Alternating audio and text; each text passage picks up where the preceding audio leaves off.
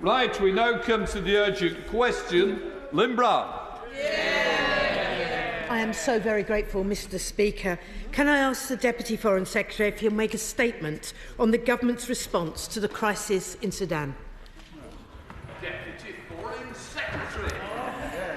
Mr. Speaker, I thank the Honourable Lady for her question. Britain is pursuing all diplomatic avenues to press the warring parties into a permanent ceasefire, to allow unrestricted humanitarian access, to protect civilians and to commit to a sustained and meaningful peace process. I visited Eastern Chad last month. I met with refugees who had lost everything and were fleeing conflict and hunger. I was greatly moved by what I saw, and I reaffirmed Britain's steadfast commitment to the people of Sudan. 88% of those crossing the border were women and children. On Monday, to mark 1 year of brutal conflict in Sudan, Britain announced its third raft of sanctions targeting 2 entities linked to the RSF and 1 entity linked to the SAF. On the same day, my noble friend Lord Bennion represented the UK at the Paris Humanitarian Pledging Conference for Sudan and its neighbours. On behalf of the UK, he pledged £89 million, a near doubling of UK ODA for Sudan from the previous year. He delivered a strong message with international partners, which, along with Britain's sanctions, sends a clear signal to the warring parties that they must stop fighting and meaningfully engage in the peace process. We welcome, Mr. Speaker, we continue to lead at the United Nations Security Council, where we hold the pen on Sudan. On the 8th of March, the UN Security Council adopted a UK-drafted Ramadan ceasefire resolution calling for immediate cessation of hostilities. On the 20th of March, we warned that obstruction of humanitarian access by the SAF and RSF is resulting in the starvation of the Sudanese people. Over the last year, Mr. Speaker, Britain has provided £42.6 million in humanitarian aid to support people in Sudan, including £12.2 million to UNICEF for nutrition activities and approximately £23 million to the Sudan Humanitarian Fund for multi-sector response, including a high proportion of food security interventions. Britain has also helped those fleeing to neighbouring countries. Last year we provided £7.75 million to support new and existing Sudanese refugees in South Sudan and £15 million to Chad. Mr. Speaker, we continue to advocate for a return to a civilian-led government, and we urge all Sudanese stakeholders to engage in an inclusive dialogue that will deliver the peace and stability that the Sudanese people deserve. I am grateful for that answer. The sheer horror unleashed by the General's War in Sudan is appalling to recount. We're approaching 9 million forcibly displaced, evidence of systematic sexual violence and heinous mass atrocities in Darfur and elsewhere. 3.5 million Sudanese children under the age of 5 are acutely malnourished, and massive famine, now seen as almost inevitable. Some models project up to 1 million deaths. As the UN Secretary General said, this is a war on the Sudanese people, and it must end with an immediate ceasefire. So I strongly welcome the sanctions from last week and the additional humanitarian funding. But is there going to be a dedicated high-level Sudan envoy? And what conversations are ministers having with those who continue to fund and enable this war? Because greater coordination has to be the priority. All states must recognise the truly disastrous consequences if Sudan collapses, not just for the Sudanese people, but for the entire region. But there is hope, because through all the horror and the destruction, despite the blocks on humanitarian access, Sudanese people are still standing together in their own communities. The resistance committees and the emergency rooms are sometimes the sole source of relief as famine spreads and medical access runs out for the sick and injured. And they are the undaunted spirit and hope of a Sudan free from the generals and their catastrophic war. So can I ask the Minister, how can we correct the mistakes of the past and back Sudanese civilians directly?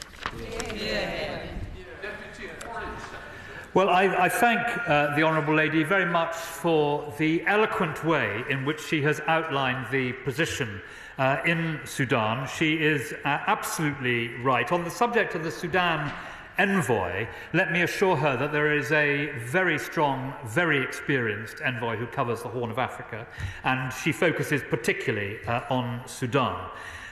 She eloquently set out the wider effects of Sudan continuing on this path in the region, and I agree with her. And she also made clear the benefit that the emergency rooms, sometimes the only source of relief, are providing.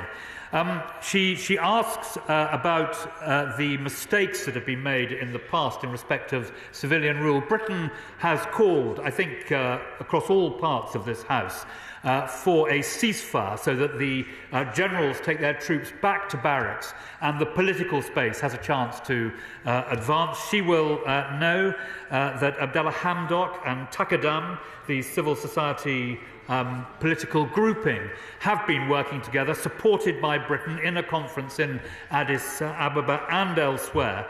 And we are very committed to trying to work with them so that there is one sensible but broad political offer for Sudan as and when the chance of a ceasefire and the political track re-engaging takes place.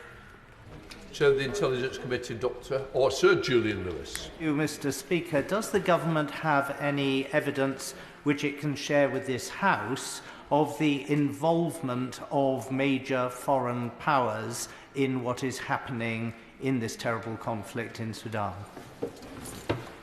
My right honourable friend will have seen the reporting in open source of various outlets. The point that the British government makes on all occasions is that any arms supply into Sudan merely prolongs this conflict, and we urge anyone who is thinking of supplying either side or supplying either side to think very carefully and to desist. Spokesperson Brendan Harwood. Thank you, Mr. Speaker. Last week, the Royal Wallenberg Centre for Human Rights released their detailed report into the genocide in Darfur.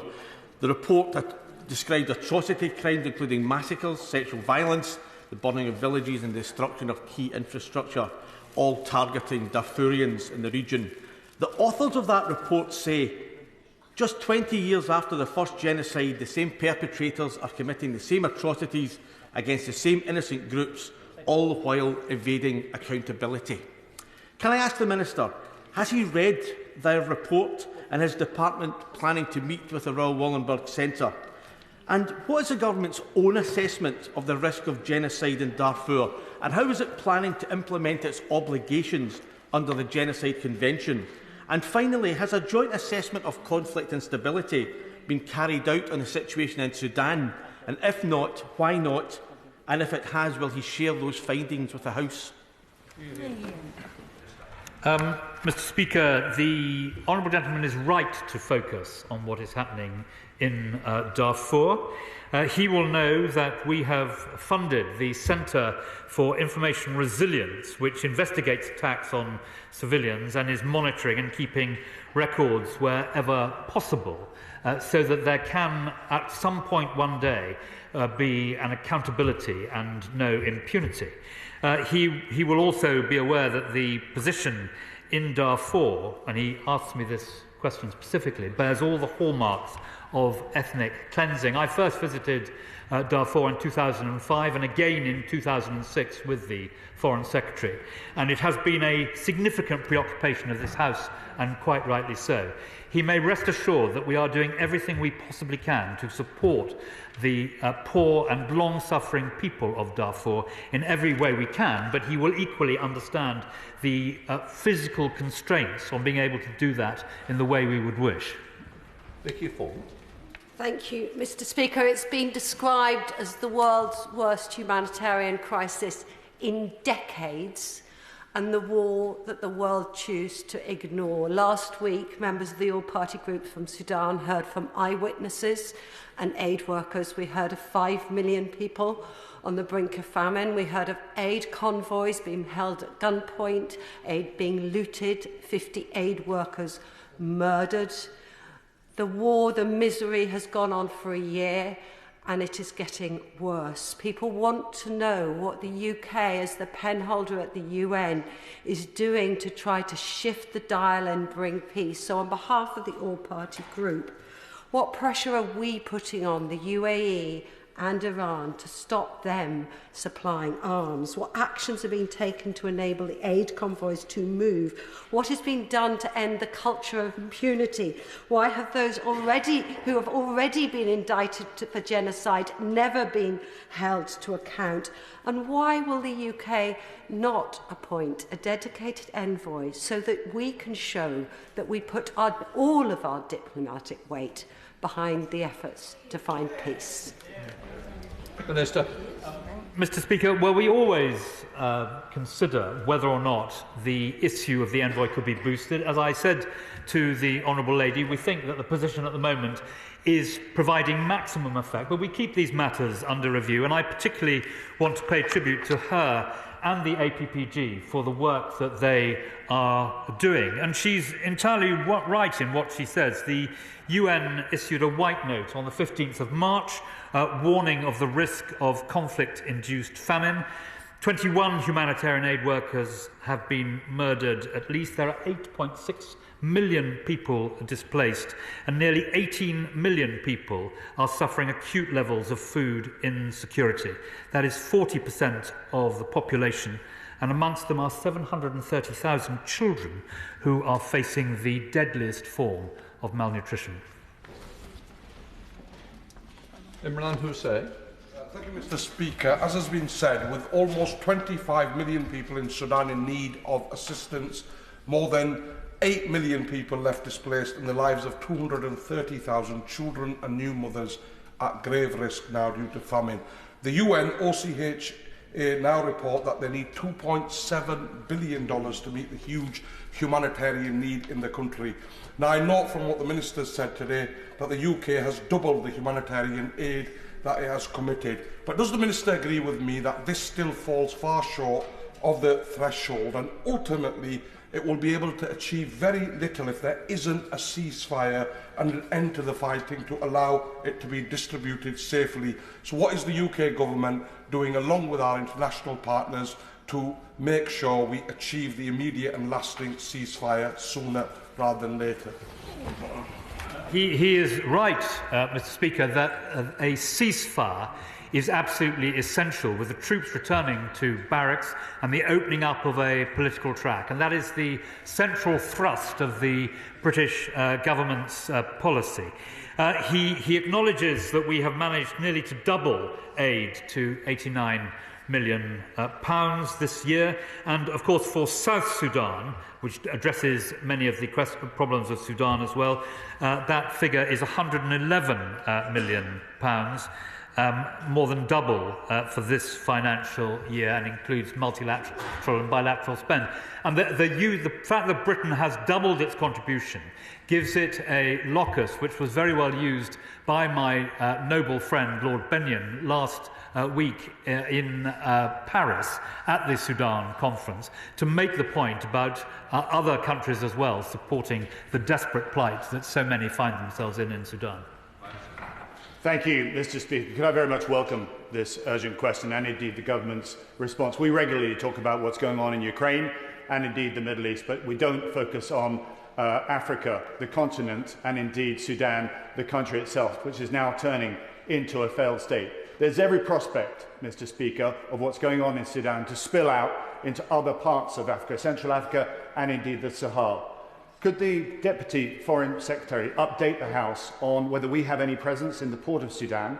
And also, he talked about peace talks. Egypt is also engaged in these. Could he update the House on the prospects of what's happening to bring the necessary parties together? Mr. Speaker, in respect to his final point, we are hopeful that the third set of negotiations in Jeddah will take place. The Saudis have committed on April the 15th for this to happen in early May, and we are extremely grateful to the Saudis for that, and also inviting the UAE Egypt, the African Union and IGAD to be part of those negotiations. The former chairman of the Defence Select Committee is right about the danger of contagion across the region.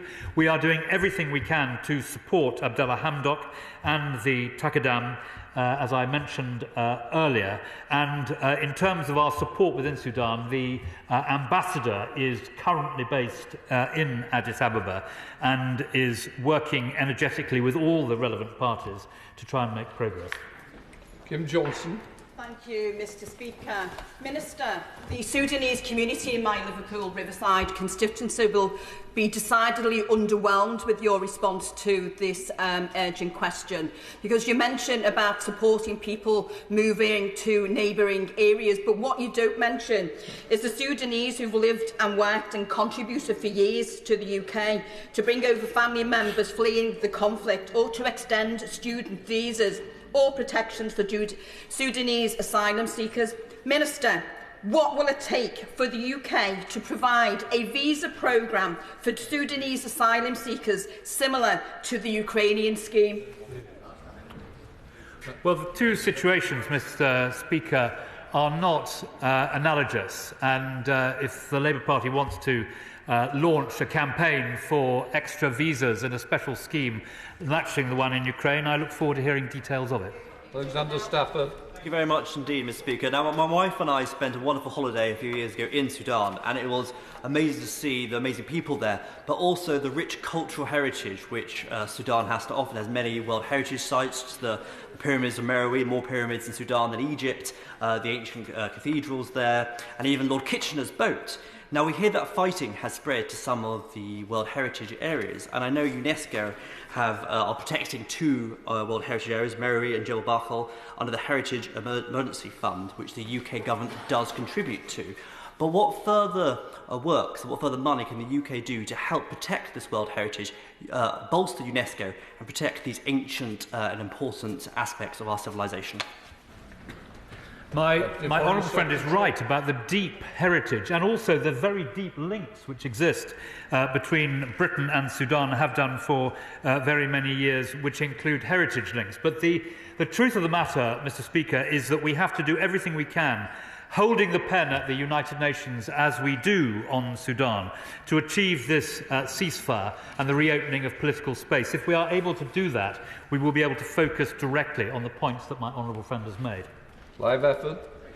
Speaker, can the Minister say what discussions he's had with other countries to bring pressure to bear to stop the flow of arms into this conflict and try to bring it to an end as soon as possible? Mr. Speaker, these discussions are taking place in the margins of the United Nations and indeed of the conference that took place in Paris on Monday last week.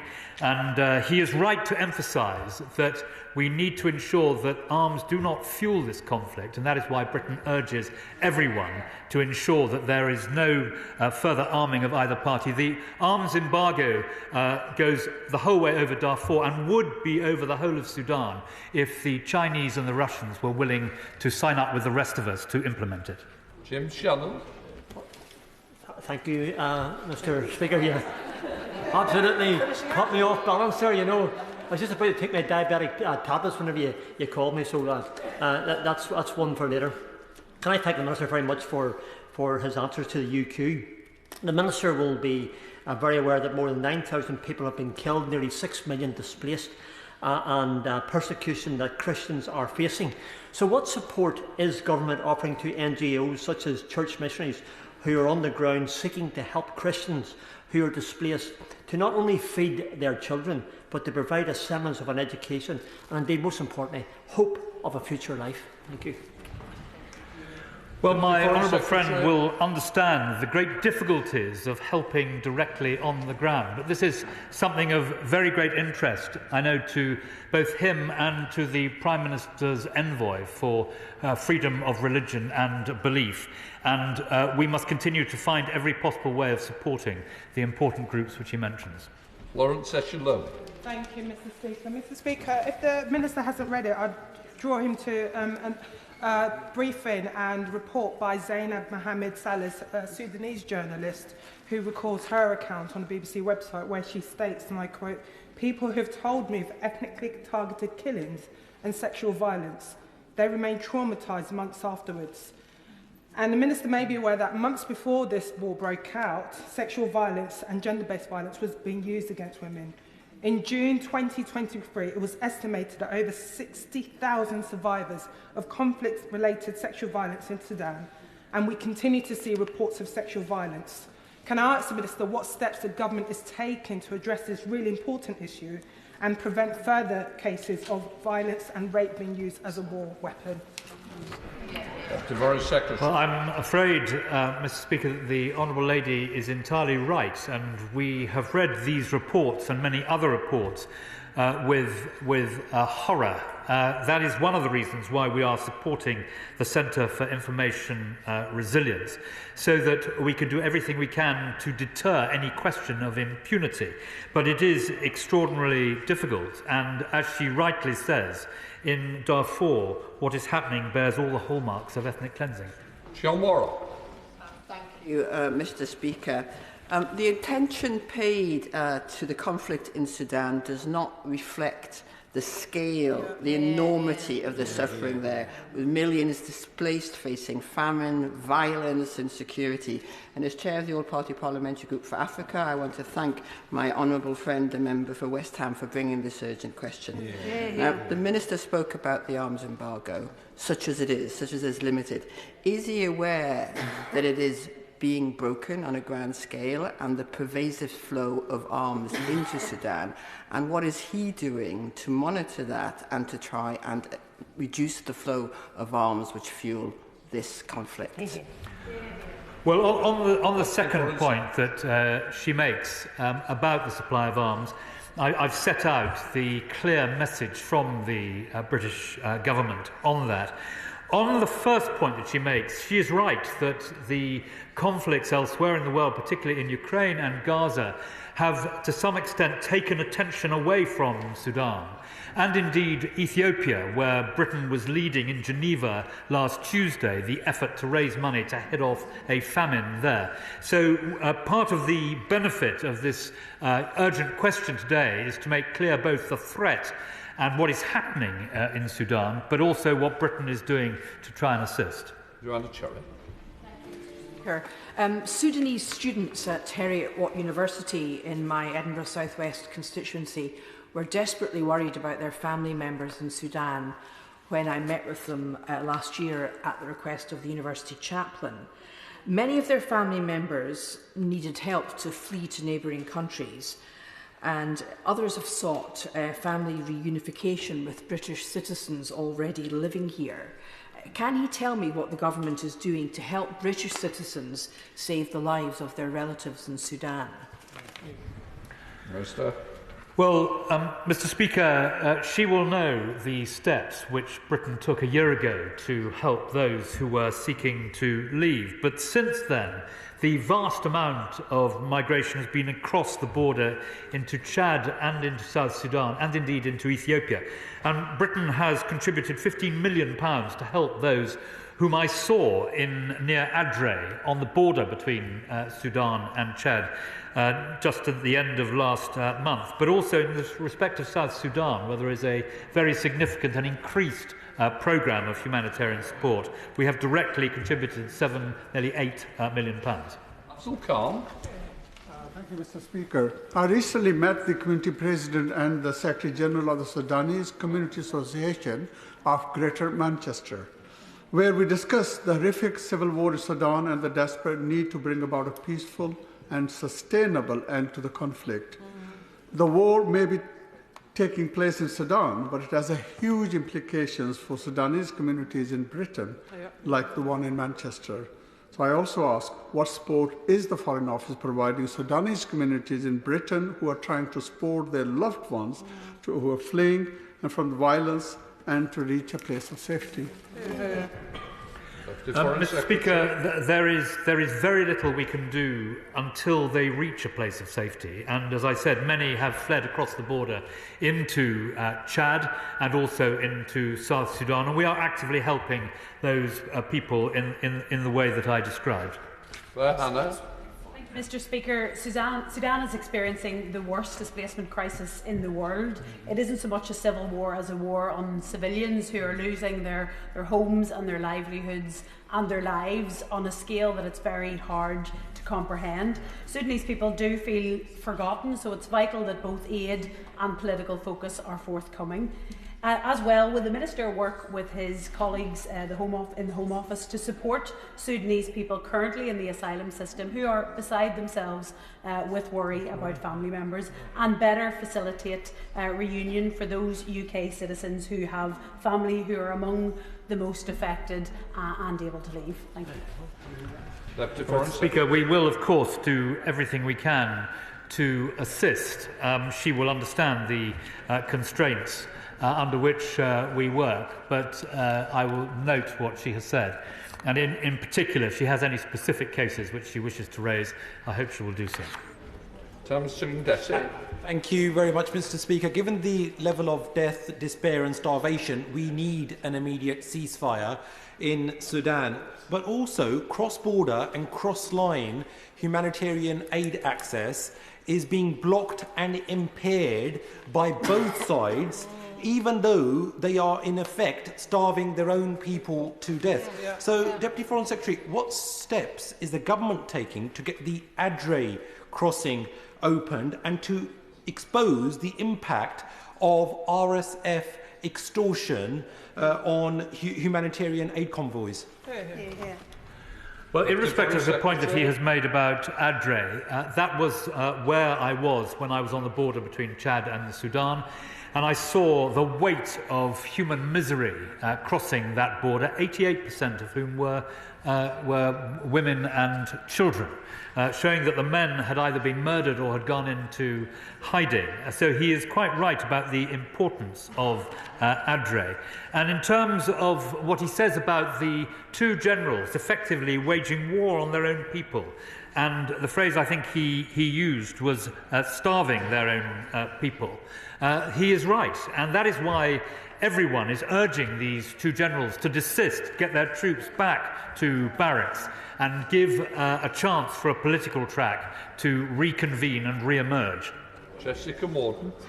Mr. Speaker, what assurances can the government ministers give the Sudanese community in Newport who feel this conflict and its catastrophic consequences, as others have said, have gone largely unseen, that the government are doing all they can, again with the Adre crossing, to get aid in, and trying as hard as they can to build consensus amongst neighbouring and regional states that the war must end?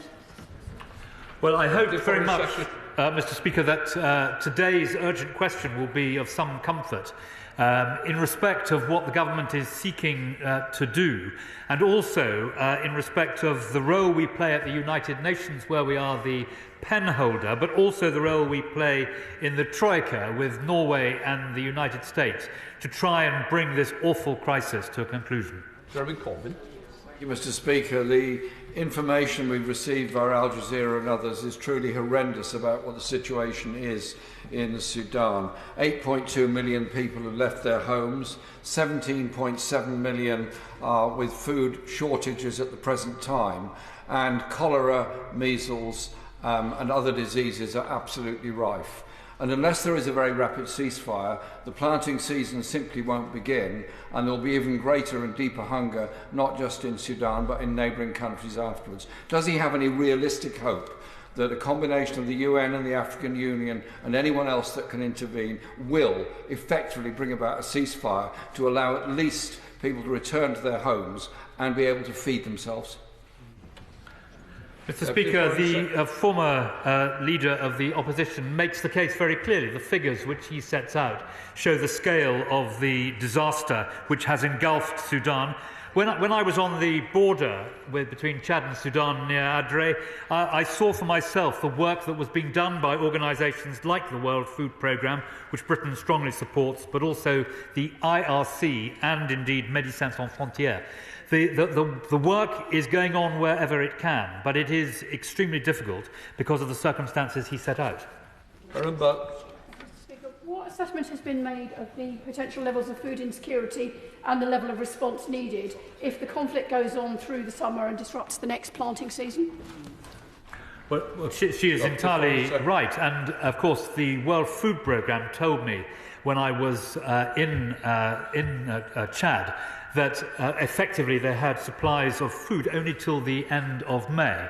And that is one of the reasons why Britain has increased so substantially its bilateral aid, and why my noble friend Lord Benyon went to the Paris meeting on Monday last week to make sure that others too put their money where their mouth is and supported the desperate situation which she has described.